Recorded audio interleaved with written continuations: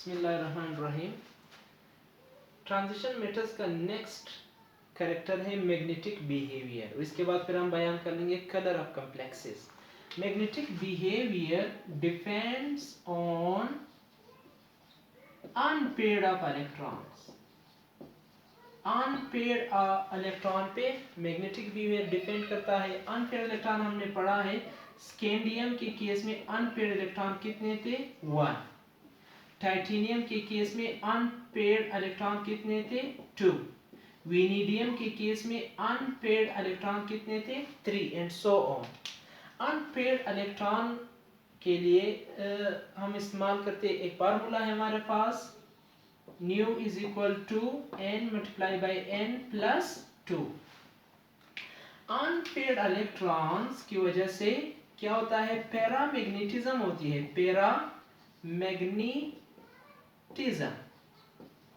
Paramagnetism is the ability of any metal to be attracted by magnetic field। क्यों attract होता है? क्योंकि यहाँ पे अनबैलेंस अनपेयर्ड इलेक्ट्रॉन है, वो एक्सटर्नल मैग्नेटिक फील्ड से अट्रैक्ट हो सकते हैं। सो जिस एलिमेंट में, ट्रांजिशन एलिमेंट में अनपेयर्ड इलेक्ट्रॉन होंगे वो पैरामैग्नेटिक होगा। और अगर किसी केस में नो अनपेयर्ड इलेक्ट्रॉन, अगर किसी केस में किसी एलिमेंट में अनपेयर्ड इलेक्ट्रॉन नहीं है, then it is called diamagnetic. तो इसको हम नाम देंगे डायामैग्नेटिक, मतलब नो अनपेयर्ड इलेक्ट्रॉन, अट्रैक्शन नहीं होगी मैग्नेटिक फील्ड से। पैरामैग्नेटिक वो सब्सटेंस है जो मैग्नेटिक फील्ड से अट्रैक्शन कर सकता है। Now we'll check the magnetism of the scandium. Putting the values is equal to n की जगह 1, n की जगह 1 और प्लस 2। क्या आंसर आ रहा है? nu is equal to 3 1 3। इसके लिए आंसर आएगा 1.78 Bohr magneton. Bohr magneton is the unit of paramagnetic characters। Bohr magneton is the unit of paramagnetism। So scandium is paramagnetic। किस फॉर्म में पैरामैग्नेटिक है? अगर ये 0 फॉर्म में है, यानी 3d1 4s2 फॉर्म में है। अगर हम इस तरह कर ले, स्कैंडियम प्लस 3 फॉर्म, यानी 3d0 कर ले, 4sb0, सारे इलेक्ट्रॉन निकाल दे, स्कैंडियम प्लस 3 कर ले। इस केस में फिर n इज इक्वल टू क्या होगा? 0। और इसका पैरामैग्नेटिज्म क्या होगा? 0, यानी ये डायामैग्नेटिक फिर बनेगा, देन इट इज डायामैग्नेटिक। इसी तरह आप एग्जांपल ले ले जिंक की। जिंक आपके पास है 3d10 system and 4s2 system. Zinc से आप निकाल दे 2 इलेक्ट्रॉन, जिंक बनेगा आपके पास +2, और +2 के केस में ये रह जाएगा 3d10 4s0। इस केस में भी 10 के 10 इलेक्ट्रॉन पेयर अप है, कोई भी अनपेयर इलेक्ट्रॉन आपको नहीं मिलेगा, क्योंकि 5 खाने हैं इसमें। फिलिंग कर ले, there is no unpaired electron in zinc +2, so zinc +2 is also diamagnetic। zinc +2 is diamagnetic। इसी तरह कॉपर चेक कर ले। Copper is 3d9 system and 4s2 system. Copper +1 कर ले, +1 मतलब एक निकाल ले और एक इसको दे दे, ये क्या बच जाएगा? 3d10 सिस्टम और 4s0।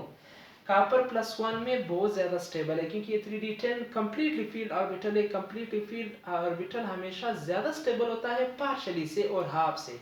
Completely filled orbital is more stable than partially and half filled. So इस केस में अगेन अनपेयर इलेक्ट्रॉन 0 है, copper +1 is again diamagnetic. Copper +1 is also diamagnetic.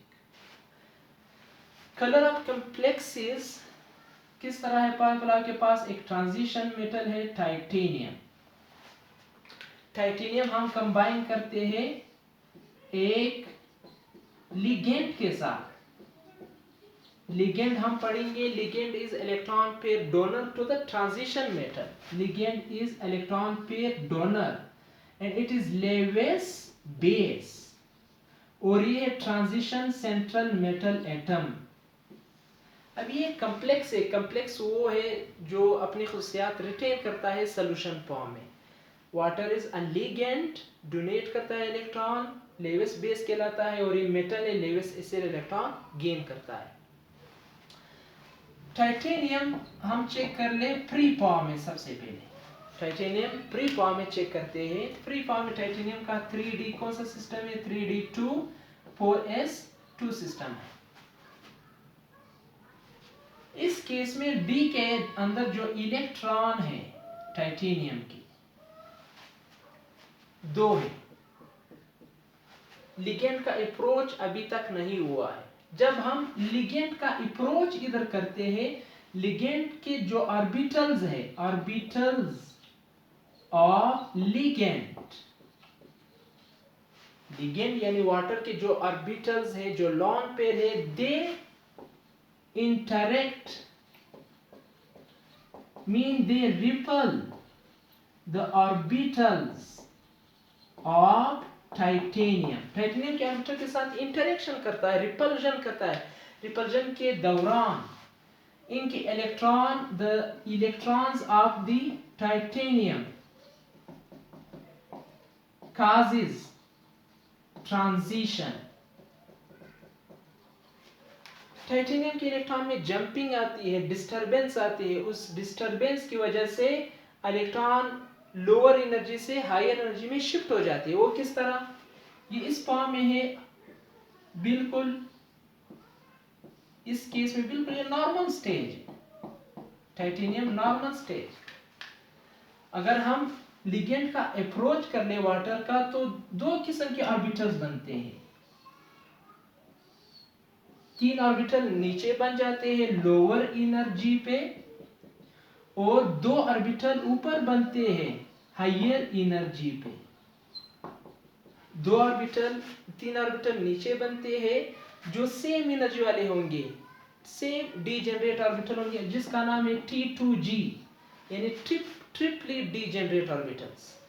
और ऊपर हायर एनर्जी पे ऑर्बिटल्स बनेंगे जिसका नाम है Eg, you got degenerate orbital, यानी 2।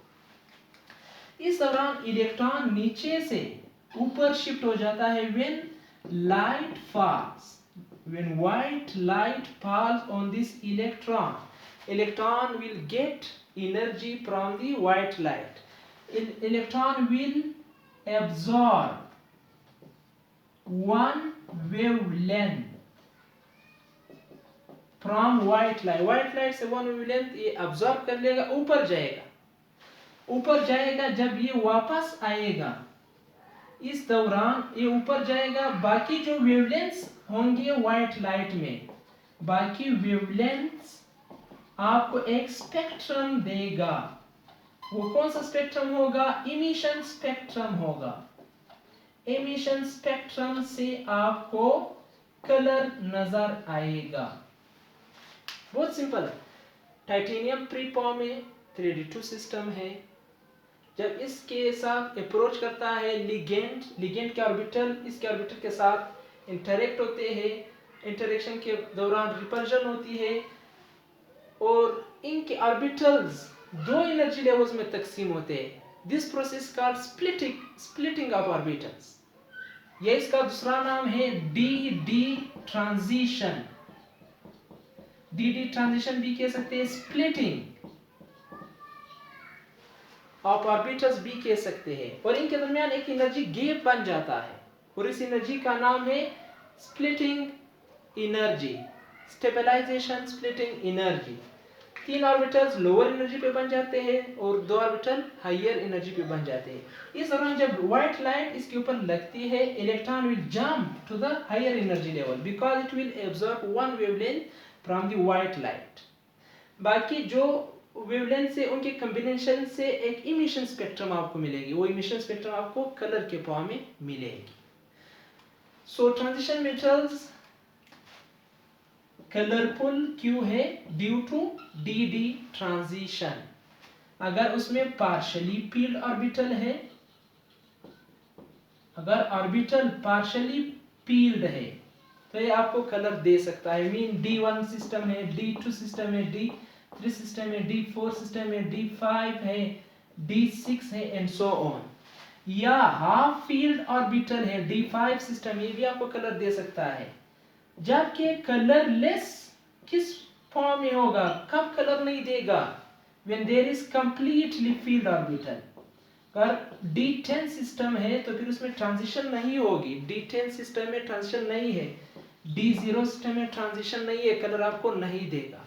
इसी तरह कलरलेस और कौन है, S और P ऑर्बिटल सारे कलरलेस है। क्यों कलरलेस, इसमें D ट्रांजिशन नहीं है।